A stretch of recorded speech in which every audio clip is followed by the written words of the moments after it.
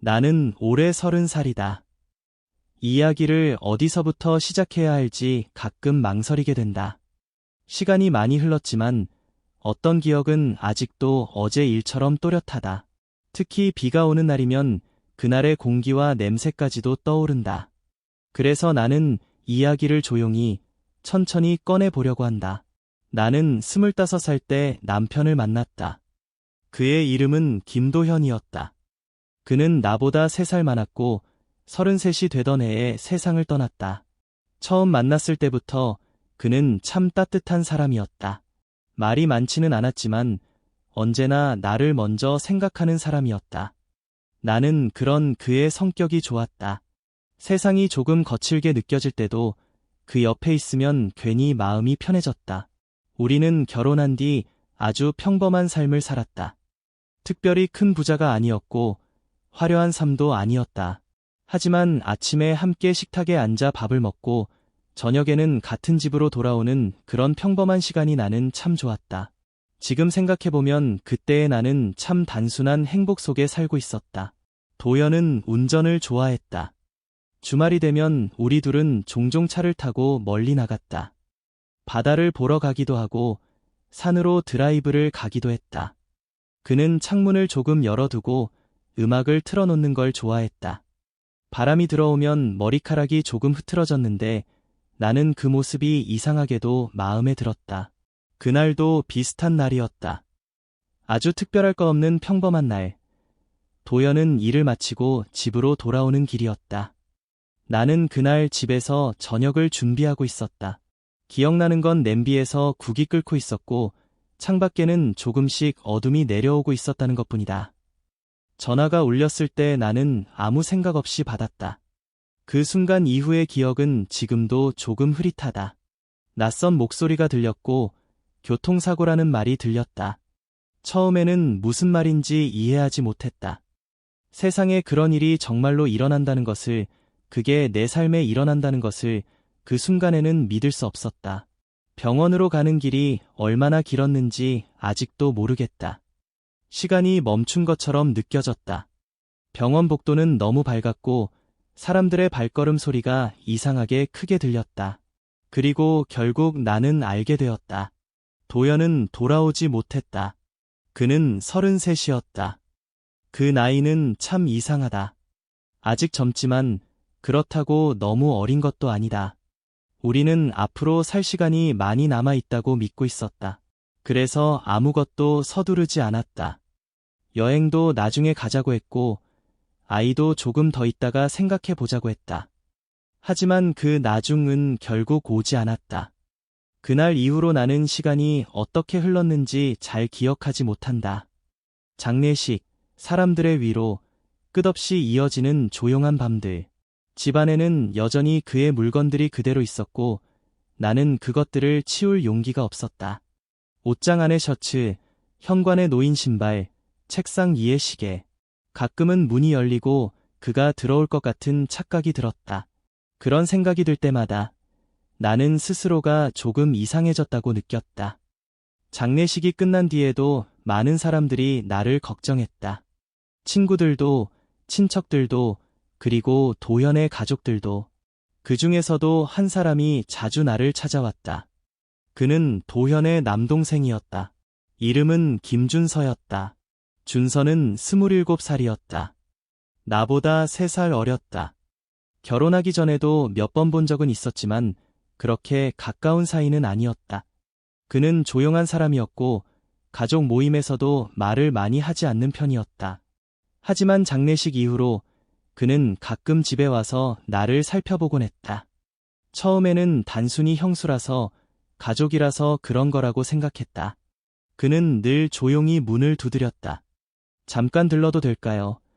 그는 그렇게 말하고 했지만 사실 나는 그 말을 들을 때마다 조금 안심이 되었다. 집안이 너무 조용했기 때문이다. 누군가의 발소리라도 들리면 그 순간만큼은 내가 완전히 혼자가 아니라는 느낌이 들었다. 준서는 특별히 많은 말을 하지 않았다. 그는 주방에서 차를 끓여주거나 무거운 물건을 옮겨주거나 집안의 작은 고장들을 고쳐주었다. 전구를 갈아 끼우거나 삐걱거리는 문을 고쳐주는 그런 사소한 일들이었다. 어느 날 그는 냉장고를 열어보더니 잠깐 멈췄다. 나는 그 표정을 아직도 기억한다. 냉장고 안에는 거의 아무것도 없었다. 사실 나는 그때 제대로 먹지 못하고 있었다. 배가 고프다는 느낌도 잘 없었다. 그냥 하루가 지나가면 또 하루가 지나가고 그런 시기였다. 그날 준서는 아무 말도 하지 않고 밖에 나갔다. 그리고 1시간쯤 뒤에 돌아왔다. 손에는 장바구니가 들려 있었다. 그는 조용히 음식을 냉장고에 넣었다. 나는 그 모습을 보면서 이상하게 눈물이 났다. 그때 처음으로 나는 누군가 앞에서 울었다. 준서는 놀란 것 같았지만 아무 말도 하지 않았다. 그냥 식탁에 앉아 나를 기다렸다. 나는 한참을 울었고 그동안 그는 조용히 물컵을 내밀어 주었다. 그날 이후로 그는 가끔 저녁을 함께 먹었다. 처음에는 어색했다. 하지만 시간이 조금씩 흐르면서 우리는 조금씩 말을 나누기 시작했다. 도연에 대한 이야기였다. 어릴 때의 도연, 가족과 함께 보냈던 시간들, 내가 알지 못했던 그의 어린 시절 이야기들.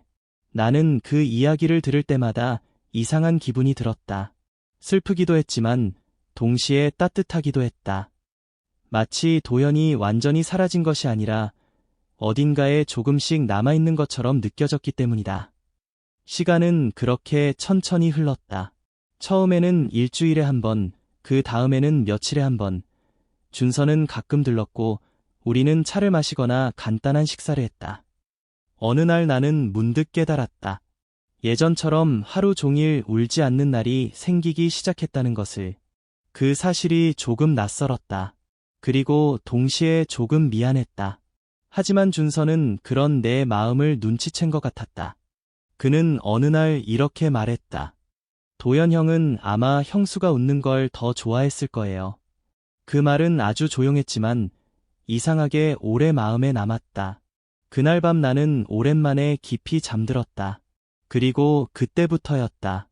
내 삶이 아주 천천히, 아주 조심스럽게 다시 움직이기 시작한 것은 도연이 떠난 뒤 처음 몇 달은 계절이 어떻게 바뀌는지도 제대로 느끼지 못했다. 어느 날 창밖을 보니 나무에 잎이 돋아 있었고 또 어느 날은 그 잎이 노랗게 변해 있었다. 시간은 분명히 흐르고 있었지만 내 마음은 한 곳에 멈춰 있는 것 같았다. 하지만 준서는 꾸준히 내 곁에 있었다. 그는 여전히 조용했다. 필요 없는 말은 하지 않았고 나를 억지로 웃게 만들려고 하지도 않았다. 대신 그는 아주 평범한 일들을 함께 해주었다. 가끔 장을 보러 같이 가기도 하고 집 앞 공원을 천천히 걷기도 했다. 처음에는 사람들이 우리를 보는 시선이 조금 신경 쓰였다. 도연의 동생과 내가 함께 있는 모습이 이상하게 보일 수도 있다는 생각이 들었기 때문이다. 그래서 나는 몇 번이나 준서에게 말했다. 이제 괜찮다고, 너무 자주 오지 않아도 된다고. 하지만 그는 늘 같은 표정으로 고개를 저었다. 그리고 조용히 말했다. 형수님이 괜찮다고 느낄 때까지는 괜찮지 않은 거예요. 그 말은 이상하게도 나를 울게 만들었다. 시간이 조금 더 흐르자 나는 일을 다시 시작했다. 작은 출판사에서 편집일을 했는데 그 일은 나에게 도움이 되었다. 글을 읽고 문장을 다듬고 누군가의 이야기를 정리하는 일. 그렇게 다른 사람들의 이야기를 들여다보면서 내 마음도 조금씩 정리되는 것 같았다. 어느 날 퇴근 후 집으로 돌아왔을 때였다. 집 앞 가로등 아래에 누군가 서 있었다. 준서였다. 그는 손에 작은 종이봉투를 들고 있었다. 근처에 볼 일이 있어서 왔어요. 그는 그렇게 말했지만 나는 그 말이 조금 어색하다는 걸 느꼈다. 그날 이후로 나는 문득 이런 생각을 하게 되었다.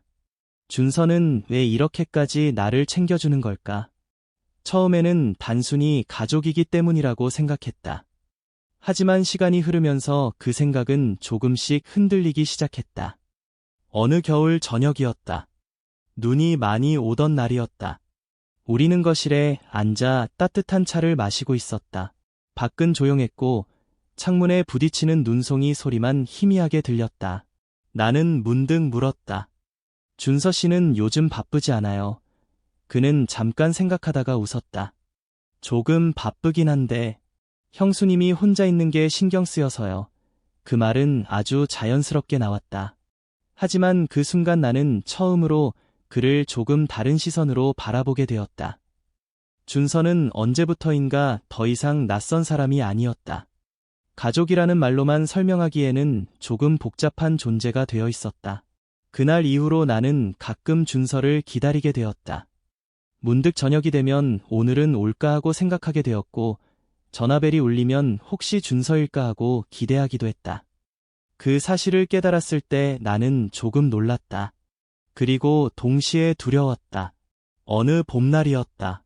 우리는 동네 작은 공원을 걷고 있었다. 벚꽃이 막 피기 시작한 시기였다. 길에는 꽃잎이 조금씩 떨어지고 있었고, 공원에는 나이 많은 부부들이 천천히 산책을 하고 있었다. 나는 그 모습을 보면서 문득 도연 생각이 났다. 그리고 아무 말 없이 잠시 걸음을 멈췄다. 준서는 아무것도 묻지 않았다. 대신 조용히 옆에 서 있었다. 나는 그 순간 깨달았다. 슬픔이 완전히 사라진 것은 아니었다. 하지만 예전처럼 나를 무너뜨리지는 않았다. 그 슬픔 옆에는 이제 또 다른 감정이 함께 자리 잡고 있었다. 준서였다. 나는 그 사실을 인정하기까지 꽤 오랜 시간이 걸렸다. 어느 저녁, 우리는 집에서 간단히 저녁을 먹고 있었다. 식탁 위에는 따뜻한 국과 밥이 있었고, 창문 밖에는 어둠이 천천히 내려오고 있었다. 그때 준서가 갑자기 말을 꺼냈다. 형수님, 그는 그렇게 부른 뒤 잠시 말을 멈췄다.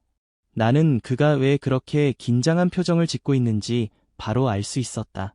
이제 형수님이라고 부르는 게 맞는지 모르겠어요.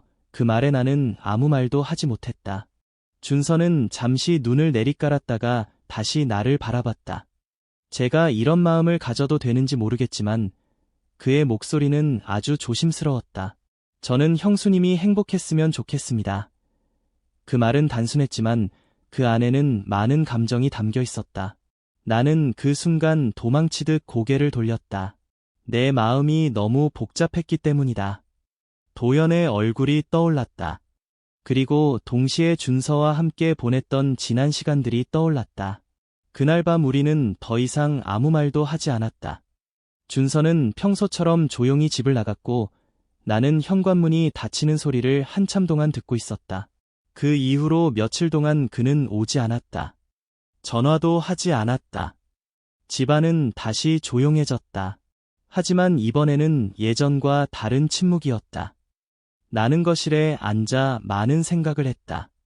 도연과 함께했던 시간들, 그의 웃음, 우리가 약속했던 미래, 그리고 준서와 함께했던 지난 1년의 시간. 그는 나를 다시 살아가게 만든 사람이었다. 그 사실만큼은 분명했다. 며칠 뒤 저녁이었다. 나는 문득 결심을 했다. 그리고 조용히 외투를 입었다. 밖은 아직 조금 쌀쌀했지만 봄 냄새가 느껴지는 밤이었다. 나는 천천히 준서의 집으로 걸어갔다. 그 집 앞에 도착했을 때 내 심장은 이상하게 빠르게 뛰고 있었다.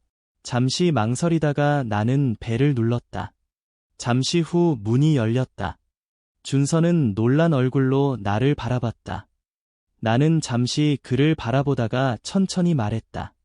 준서 씨, 우리 조금 이야기할까요? 그 순간 그의 눈빛이 조용히 흔들리는 것을 나는 분명히 보았다. 그리고 그날 밤의 대화는 내 인생을 완전히 바꾸게 된다. 그날 밤 준서의 집 앞에 서 있었을 때 나는 이상하게도 아주 오래된 문 앞에 서 있는 기분이 들었다. 한 번 열면 다시는 예전으로 돌아갈 수 없는 그런 문 말이다. 준서는 잠시 나를 바라보다가 조용히 문을 더 열어주었다. 집안에는 따뜻한 조명이 켜져 있었고 창문 밖에는 봄밤의 조용한 공기가 흐르고 있었다. 나는 천천히 안으로 들어갔다. 준서는 여전히 아무 말도 하지 않았다. 우리는 거실에 앉았다. 그 순간 나는 갑자기 무슨 말을 해야 할지 몰라 잠시 손을 모으고 앉아 있었다. 내 마음속에는 수많은 생각이 떠올랐다가 사라지고 있었다. 한동안 침묵이 흘렀다. 나는 먼저 입을 열었다. 도연 이야기를 했다. 그와 처음 만났던 날, 우리가 함께 웃었던 일들, 그리고 마지막으로 본 그의 얼굴까지. 말하면서도 가끔 목이 막히는 순간이 있었다. 하지만 이상하게도 그날은 울지 않았다. 준서는 조용히 듣고 있었다. 그의 표정에는 어떤 판단도 없었다. 그저 조용히, 아주 진지하게 내 이야기를 듣고 있었다. 나는 그에게 말했다. 나는 아직도 도연을 잊지 못한다고. 아마 평생 잊지 못할 거라고. 그 사람은 내 인생의 중요한 부분이고, 그 기억은 사라지지 않을 거라고. 그 말을 하면서 나는 혹시 준서가 상처받을까 봐 걱정했다. 하지만 그는 고개를 천천히 끄덕였다. 그리고 아주 조용히 말했다. 그건 당연한 거라고. 그 말을 듣는 순간 내 마음이 조금 가벼워졌다. 나는 잠시 숨을 고르고 다시 말을 이어갔다. 도연이 떠난 뒤 나는 거의 아무것도 할 수 없는 사람이 되었다고. 아침에 일어나는 것도 힘들었고, 하루를 보내는 것도 힘들었다고. 하지만 어느 날부터인가 조금씩 괜찮아졌다고. 그리고 그 이유가 바로 준서라는 것도 알고 있다고. 그는 처음으로 눈을 크게 떴다. 나는 그를 바라보며 솔직하게 말했다. 처음에는 단순히 고마운 마음이라고 생각했다고. 하지만 시간이 지나면서 그 감정이 조금씩 달라지고 있다는 것을 느꼈다고. 그 말을 하면서 내 심장은 아주 빠르게 뛰고 있었다. 나는 잠시 말을 멈췄다. 준서는 여전히 아무 말도 하지 않았다. 그의 눈빛은 조용했지만 아주 깊은 감정이 담겨 있었다. 나는 결국 마음속에 있던 말을 꺼냈다. 나는 아직도 두렵다고. 사람들의 시선도 두렵고 도연에게 미안한 마음도 있다고. 하지만 동시에 한 가지 더 두려운 것이 있다고. 만약 내가 아무것도 선택하지 않는다면 언젠가 준서를 잃게 될지도 모른다는 생각이었다. 그 말을 하는 순간 내 목소리가 조금 떨렸다. 준서는 천천히 숨을 내쉬었다. 그리고 잠시 창밖을 바라봤다. 밤 공기가 창문에 희미하게 비치고 있었다. 그는 다시 나를 바라봤다. 그의 눈에는 눈물이 조금 맺혀 있었다. 나는 그 모습을 처음 보았다. 준서는 항상 침착했고 감정을 크게 드러내지 않는 사람이었기 때문이다. 그는 천천히 말했다. 사실 오래전부터 나를 좋아했다고. 하지만 그 마음을 숨기려고 많이 노력했다고. 형의 아내였기 때문에, 그리고 내가 너무 힘든 시간을 보내고 있었기 때문에. 그래서 그는 그저 내 옆에 있는 것만으로 충분하다고 생각했다고 했다. 나는 그 말을 듣고 한동안 아무 말도 할 수 없었다. 이상하게도 마음이 따뜻해졌다. 그리고 동시에 아주 조용한 슬픔도 함께 느껴졌다. 사람의 마음은 정말 단순하지 않다는 생각이 들었다. 어떤 사람을 잃은 슬픔과 또 다른 사람을 향한 새로운 감정이 동시에 존재할 수 있다는 사실이 조금 낯설었다. 그날 우리는 아주 오랫동안 이야기를 나누었다. 처음 만났던 기억, 도연과 함께했던 시간들, 그리고 앞으로의 삶에 대한 이야기까지. 밤이 깊어갈수록 내 마음속의 두려움은 조금씩 줄어들었다. 마지막으로 나는 조용히 말했다. 우리가 서두르지 않아도 된다고. 천천히, 아주 천천히 앞으로 나아가 보자고. 준서는 고개를 끄덕였다. 그날 밤 나는 집으로 돌아오는 길에 처음으로 하늘을 오래 바라봤다. 밤하늘에는 별이 몇 개 보였다. 나는 문득 도연이 떠올랐다. 그리고 마음속으로 조용히 말했다. 나는 아직도 당신을 기억하고 있다고. 하지만 이제 조금씩 다시 살아보려고 한다고. 시간은 그렇게 또 흘렀다. 몇 달 뒤 우리는 가족들에게 우리의 관계를 조심스럽게 이야기했다. 처음에는 모두 놀랐다. 어떤 사람은 걱정스러운 표정을 짓기도 했다. 하지만 시간이 지나면서 그들도 우리의 마음을 이해하기 시작했다. 준서는 여전히 조용한 사람이었고 나는 여전히 가끔 도연을 떠올렸다. 하지만 우리의 일상은 조금씩 따뜻해졌다. 우리는 함께 장을 보고 함께 저녁을 먹고 주말에는 천천히 산책을 했다. 예전에 도연과 했던 것처럼. 어느 봄날 벚꽃이 다시 피던 날이었다. 준서는 나에게 조심스럽게 물었다. 우리 결혼해도 될까요? 나는 잠시 하늘을 바라봤다. 벚꽃잎이 천천히 떨어지고 있었다. 그리고 나는 고개를 끄덕였다. 우리는 화려한 결혼식을 하지 않았다. 가족들만 모인 작은 자리였다. 하지만 그날 나는 아주 평온한 마음이었다. 삶은 때때로 예상하지 못한 방향으로 흘러간다. 어떤 사랑은 너무 빨리 끝나고 또 어떤 사랑은 아주 조용하게 시작된다. 나는 여전히 과거를 기억한다. 하지만 이제는 안다. 사람의 마음에는 한 사람만을 위한 자리가 있는 것이 아니라는 것을. 슬픔도 남아있고 추억도 남아있고 그리고 새로운 사랑도 그 옆에 자리 잡을 수 있다는 것을. 지금 나는 30살의 나를 떠올리며 가끔 미소를 짓는다. 그때의 나는 세상이 끝난 줄 알았다. 하지만 인생은 끝나지 않았다. 오히려 그때부터 다시 시작되고 있었다.